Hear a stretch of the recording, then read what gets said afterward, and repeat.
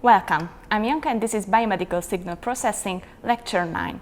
Today I'm going to talk about sparsity. So far in the previous two lectures I have talked about wavelets, and today we will see how to use them. So actually, how can we get nice solutions in noise filtering, even detection, and so on, using this sparse phenomenon. So in our signal processing pipeline, we are right here, so still at feature extraction, and now we will see what we can use these wavelets for. Let's start with the first chapter. What actually sparsity is? Sparse means that there is only a few of something. So if you see these citations here, there are some funny ones, like sparse as a newly waxed eyebrow, or sparse like the hairs on the balding head, and so on. So when you are having only a few from something, in this picture you can see that there are only a few trees in this forest. So it is a sparse forest. What does it mean mathematically? So if we think about our matrices, a matrix is sparse if it is mainly consisting of zeros. So as you can see here, there are many zeros and only a few non-zero elements. In this picture here as well, white means 0, black means non-zero values, and most of this picture is white. So why is this good for us? If you think about it, when you are defining a matrix, let's say in MATLAB, then in your memory it will take it to a memory place and as big as the matrix is.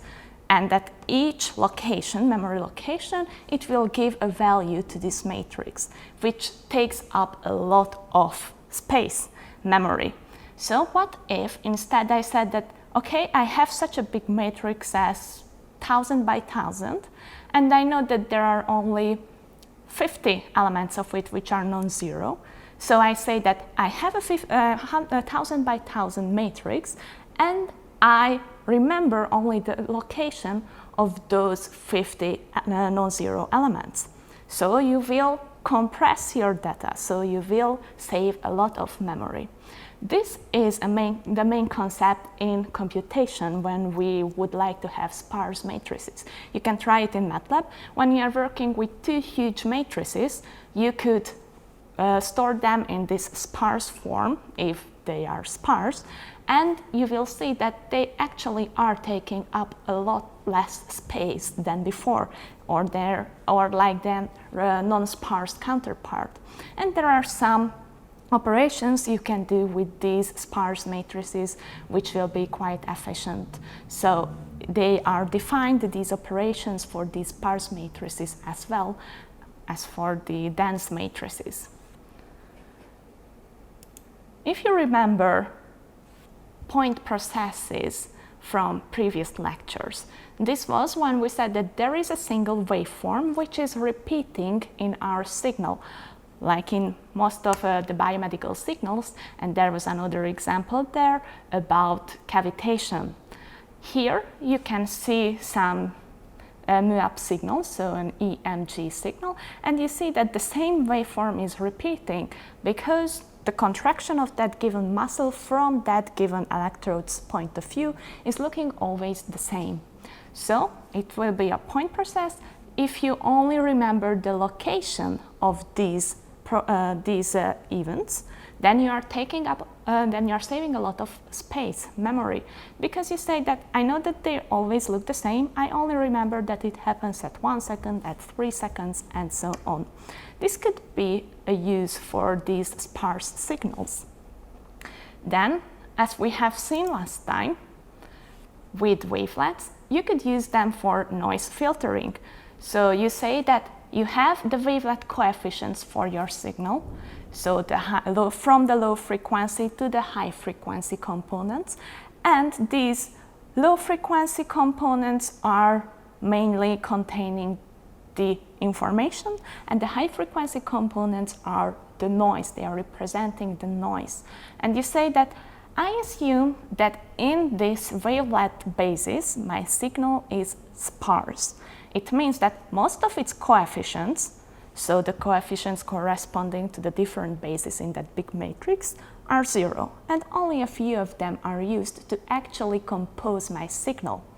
So I cancel out everything which is too small or too high frequency, and I say that those are zeros, and keep only the rest of it, which gives the real features of that signal. So you are filtering out the noise. This could be also a use of it. And this is usually true for natural signals. So every natural signal, let it be a picture or a biomedical signal or a voice and so on, is a sparse signal, which means that in this DVT, so discrete wavelet transform basis, which we have seen with those dyadic wavelets which are orthogonal and so on. So in this DWT basis, your signal is sparse. So if you get the discrete wavelet transform coefficients of your natural signal, then most of it will be 0 or very close to 0, and you can ignore them. So this is why we like the wavelet transform, because in this basis our natural signals are usually sparse, which lets us to do these operations like noise filtering and so on. So let's see what we can use them for. We have already mentioned last time data compression, denoising, event detection, and there will be some other methods I would like to show you here. So we had the noise filtering, as we have discussed, and then we have event detection.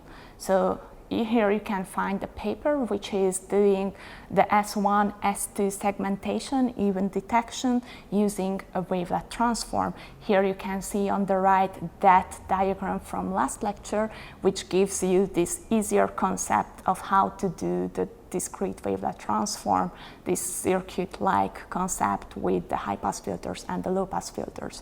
And they using this as the very, very first step in their pipeline to do the segmentation.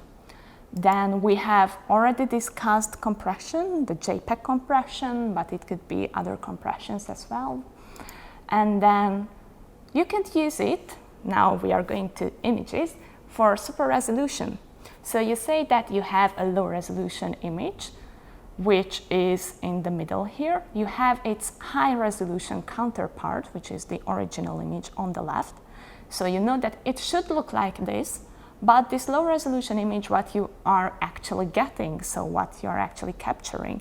And from this low resolution image, you would like to make a better resolution, a higher resolution image, so a super resolution image. And here it could also be your way of thinking to say that, okay, this is a natural image, so I know that in the discrete wavelet transform basis, this will be sparse, so it will be a regularizer to our equations, our minimization for the super resolution process. We will see what this regularization is later.